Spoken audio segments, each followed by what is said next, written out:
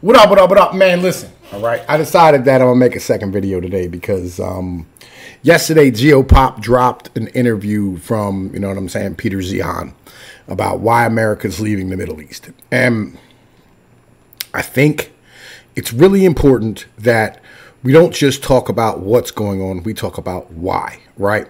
And that way, you know what I'm saying, when somebody goes, you know, for like, man, listen, we should do like security and blah, blah, blah. You can like, yo, you have talking points. You have shit that you can punch these people in the face with. And that is of the utmost importance, all right? Because as much as I love MC, right? You know what I'm saying? I do. I got a lot of love for the dude. He's fucking wrong about 80% of the shit that he says about the goddamn military things, all right? And every time I'm on stream with him, I knock him in the head with this shit, and I'm one of the only people who can do it because of the fact that I actually fucking study geopolitics, right? It's highly important. We have to remember, all right? The whole reason that we stood here and defended the entire world's trade routes was as a bribe so that they would fight the Soviet Union. Issue is the Soviet Union no longer exists. That's important to understand, okay? Yo, I explained this to Davey Crocco earlier. You know what I mean? He's going to be on probably this Sunday coming up. You know what I mean? On a live stream, we're going to do some things. You know what I'm saying? We're gonna start branching out, all right? Because let's be honest here. Let's be perfectly real. The community we're in, you know what I'm saying? Like, yo, is not this community. All right. What we do here is much different than what everybody else does. We don't react to World Star hip hop videos. We don't, you know what I mean, stand here and talk reckless about feminists anymore, right? Because you know what? Everybody does that shit. Okay. And if I was interested in just standing here giving you catharsis, you know what I mean? Like, yo, this would be a whole different channel. This wouldn't be Pnoid News. I'm interested in bringing you truth, right? And that's important. And evidence and facts and reasons and not being a fucking sellout in my book, right? Because that's how I feel when I do, you know what I mean, like those type of videos. I feel like a fucking sellout. So without further ado, man, listen, let's get into this video. So from the folks that I know in the defense and the intelligence community, the basic goal was very simple. In the aftermath of 9/11, we knew we lacked the skill set and the force posture to go after al-Qaeda. We attempted to get them in Afghanistan, and when they were holed up in Tora Bora, we realized that the number of troops we had in the area was insufficient to the task. So the Joint Chiefs brought W. Bush the option of nuking Tora Bora 11 times, because that's what it would have taken to guarantee that the tunnel systems under the mountain would have actually collapsed. And, you know, say what you will about W. Bush, he was like, that strikes me as excessive. Right, I mean, that is excessive, right? But like real shit, when the intelligence individuals and the defense people are bringing you options 11 times to go nuke Tora Bora, maybe we should have a conversation about the entire conflict, right? Because if that's your only option to, you know what I mean, achieve your objectives is to nuke a fucking city full of people, maybe we shouldn't do it. You know, I mean, maybe we should just be like, you know, it is what it is. I understand we wanted to get the people who committed 9/11. Like, that's of the utmost, right? But I do believe there were better ways of doing so than what we did. You know what I mean? In the end of the day. But, like, let's keep rocking. So the folks in al-Qaeda got away. They went west through Iran where the U.S. couldn't go. The Iranians knew that they were passing through, and then they dispersed. And that condemned us to playing a whack-a-mole game throughout the entire Middle East. And since we can't invade the entire Middle East simultaneously, the solution that was struck upon was to get the Middle Eastern countries to do it for us. So we invaded Iraq. Not because we thought they were in Iraq, they weren't, but because by putting an armored brigade in Fallujah, and you don't use an armored brigade to do urban pacification. That's infantry, not tanks. It threatened Syria and Saudi Arabia and Iran because they didn't know what we were going to do next. So they destroyed al-Qaeda for us, and it worked. Unfortunately, we didn't pull the plug at that point because that was back in 2003, early 2004. And so the decision was made at the top, try to make Iraq look like Wisconsin. And that's where it all went to hell. So we shattered the Ba'ath Party. We destroyed all the traditional spheres of influence that made Iraq function. And then we tried to remake it somewhat in our image, and it completely fell apart. So the place descended into civil war and chaos. The Iranians got more influence in the country than they ever had before. Okay, so let's talk about this, right? Because I think it's important.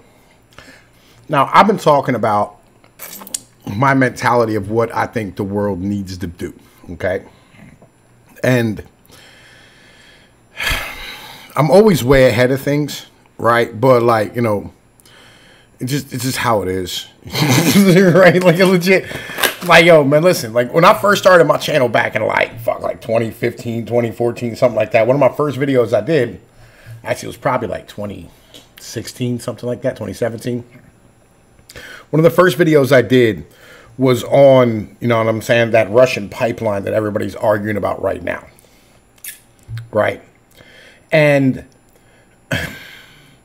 then, like, you know what I'm saying, it came out, like, a fucking this huge Ukrainian thing, and all the shit went down, and, like, just massive amount of problems about, like, the oil and natural gas going in and out of fucking Europe, and these pipelines, and fucking Putin, and Trump, and all this crazy shit, and Biden, right?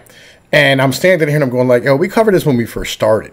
Right, like we were already on top of these things, so I'm always way ahead of the game.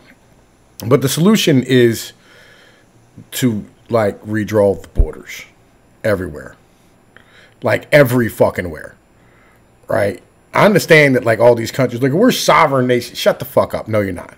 All right, unless it's like Germany or France, Britain. I'm trying to think here, man. Listen, like Poland, Ukraine, somewhat, you know what I mean? Like, a couple of those type of, like, all these type of countries, right? You know what I'm saying? They're, like, ancient. Russia, China, even China, like, some of its borders aren't proper. All these borders that all these countries have, right, that weren't gained through conquest, because they weren't, right? Like, the vast majority of the countries in the Middle East don't make any goddamn sense as a whole. Like, they're fucking dumb. Like, all the people, like, there's shit tons of these countries that have, like, 3 or 4 or 5, you know what I mean, 6, 10, 15, who fucking knows, you know what I mean? Different cultures living inside of them, right? And, like, when you hear somebody start talking about things, you know what I mean, that, like, they existed before you were born, but the truth is they didn't exist before, like, 1800.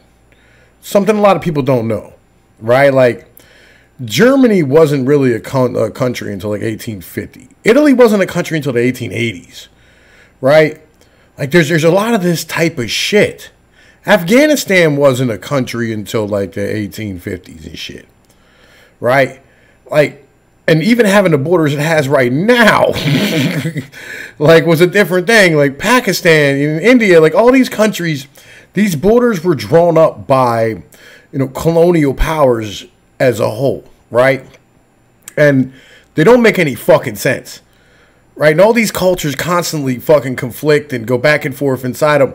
Like, all these should be separate, right? These cultures, these people who have, you know, like Sunni, Shia, you know, fucking Pashtuns, fucking all these, they should have their own land that where they govern themselves. Right now we're like, and this is why, like, we have these problems in all these fucking places, is because of the fact, like, their fucking borders are retarded. And the reason why we deal with them in this manner is because there's a giant fucking strongman in most of this country who runs the government. And, like, he keeps the peace between all these fucking people. But, like, truth be told, if you just separated them out and gave them their own fucking land, like, it'd be way more peaceful. And they can govern themselves.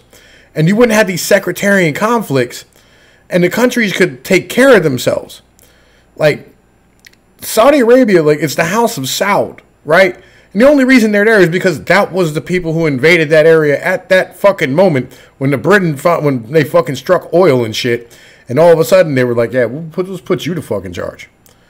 Because let's be honest, right? Like, they are not, like, you know what I'm saying? Like, the Saudis and shit are not, like, part of any type of mainstream religion as far as shit's really concerned. Like, Saddam Hussein was part of the Ba'ath Party. Does that sound like it's some type of Muslim party? Because it's not. Like, it's, you know, just, it's not, right? The people who are leading and the individuals in charge, Have nothing to do with the fucking people of the country, except in places like Iran. Right? Why? Because Iran's always been fucking Iran. Like before it was Iran, it was Persia, right? Like this has always been Iran. Like fucking they've always been those people. That border makes fucking remote sense. Rest of them need redrawn. This is the fucking problem. You know what I mean? Just America's the same type of deal. We're getting to that level. The borders need redrawn. Well, let's keep going. We're getting along. And it took us 20 years to both admit that the strategy didn't work and admit that we couldn't put Humpty Dumpty back together again. So eventually we were left with the choice of being there forever or leaving. And so Obama continued the W plan of withdrawal, didn't even accelerate it. Trump did the same thing. And now we're in the final days. There is a theoretical possibility, although I'm not sure it's like the majority chance, that if we had left back in 2004, 2005, that Iraq would be in a much better position now than it was then. Afghanistan would not have been. Afghanistan, the only time that Afghanistan has ever had a functional government is when every single country around it has been in chaos or civil war. It's a stateless area, and there is no way that we can beat it into any shape that we're going to like. So the only debate to be had from a security point of view is whether or not you leave a small footprint there to look out for trouble with enough kinetic power to drop the hammer on things that you think are going to be trouble. The problem with that theory is that it will always generate trouble. There are large portions of the world that geographically are simply incapable of sustaining what we consider to be a modern government, much less a democratic one. And Afghanistan is one of those. So you're either actively managing it badly or you're leaving it alone. Can I vote for leave it alone? Like legit, can I vote for leave it alone? Is there a chance that I can vote? I'm bringing y'all this, all right? It's important that y'all understand this. The end of the day, like I'm bringing this to you so that like y'all can go, oh, it's always been fucking retarded. Yeah, it's always been like Afghanistan's always been terrible. It's never been a good place ever. Like the hell with like you notice that like my last video I didn't go, it's a graveyard of empires. No, that's dumb. Okay, it's not. But like it's unmanageable. Like I don't know, you ever saw Knockaround Guys, right? He's like, I know you're used to managing situations, but some situations are unmanageable. Like, it is what it is. Like, there's some fucking things in this world that you can't control. At the end of the day, you can't. Right? And, like, MCs in my server going, like, Taliban are committing total war because they're fighting for their home, dummy. Like, I mean, they insult you. Right? But I'm thinking, if you're fighting for your home versus fighting for the neoliberal world order, two different set of rules. Legitimately. Right? And it's always going to be two different set of rules.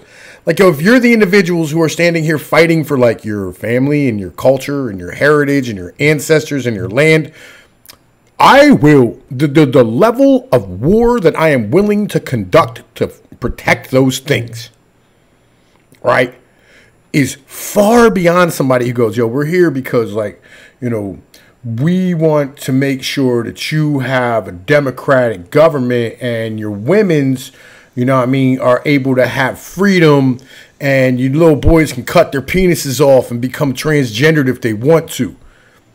Two different types of war. Right? One, you're literally fighting for this soft, liberal, enlightenment ideology. Because that's what this fucking shit in Afghanistan's about. Like, half of the people whining right now are individuals going, what about the women's? Like, yo, fuck them. They're not my women's, number one. Number two, I don't want my women's to have this shit. Like, yo, I'm about my mentality. Why would I care? Like, what makes it... Why would I give a shit at all, in any way, shape, or form, about what they do there? Legit. They could go around wearing, like, fucking goats' anuses on their fucking heads. Still wouldn't care. Because you know what? I've never been to Afghanistan. I'm never going to go to Afghanistan. And I have no intentions of motherfucking anybody I know going to Afghanistan. Just my mentality. And I don't mean to suggest that I have like the golden keys to a solution here. If it was easy, we would have done it 15 years ago. But the American people are simply done. Now, will that come back to bite us in the ass? It might. But honestly, Afghanistan being a stateless area is more a problem for the countries that border it than for us. What exactly has this focus on the Middle East since 2005 accomplished? Nothing. Nothing. It's shattered a number of the secular institutions that ran the country and has either thrown them into chaos or made the Islamic groups far more powerful. And basically, we've been stirring the omelet, trying to turn it into a souffle, and it just hasn't worked. Now, moving forward, we're going to have a very different picture now that the U.S. is done. I mean, we're looking at a complete withdrawal from Afghanistan within a few weeks at this point.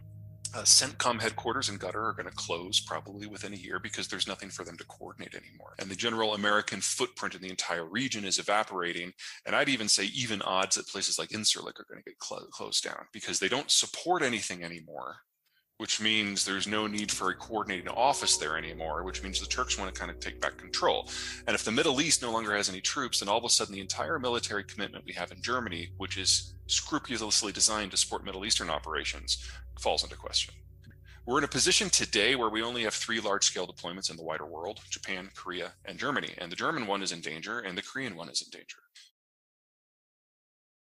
Brush your teeth and... Had this happened 30 years ago, you can bet that Herbert Walker Bush would have had a few things to say about it and probably would have moved some pieces around on the board. But that's not the world we're in. As of 3 years ago, the United States achieved net energy independence. So there's no longer an energy rationale for the U.S. being involved. And as we've seen in just the last month, that when oil prices hit 70, the shale operators kick into high gear and produce more.